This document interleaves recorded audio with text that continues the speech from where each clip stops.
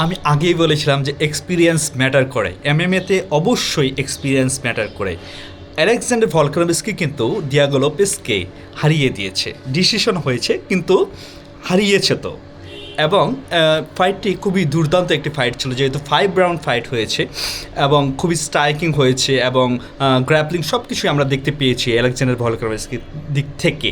কিন্তু Diego Lopez আগেই বলেছিলাম যে একজন মানুষের যদি ভালো স্ট্রাইকিং হয়, কিন্তু সে যদি স্ট্রাইকিংটাকে কাজে লাগাতে না পারে, তাহলে সেই ম্যাচ কিন্তু সে অবশ্যই হারবে। যেহেতু তার স্কিল হলো স্ট্রাইকিং, ভালো স্ট্রাইকিং, হেভি স্ট্রাইকিং, কিন্তু সে স্কিলটা কিন্তু সে প্রদর্শন করতে পারেনি, এই ম্যাচেও প্রদর্শন করতে পারেনি। আমার মনে হয় যে নেক্সট কয়েক বছরে মেবি ডিয়েগো লোপেজ আর টাইটেল ফাইট পাবেন না, কারণ তিনি টানা 2টা টাইটেল ফাইট হেরে গিয়েছেন। তো সামনে আর পাবেন না। এখন দেখার বিষয় যে অ্যালেক্স ভলকানোভস্কি এখন নেক্সট কার সাথে লড়বেন। অনেক অপোনেন্ট আছে তার, এখন দেখা যাক কার সাথে লড়বেন। এবং অবশ্যই কংগ্রেচুলেশন অ্যালেক্স ভলকানোভস্কির ইয়েতে। আর আমাদের সাথেই থাকুন, পাশেই থাকুন, সবাই ভালো থাকুন।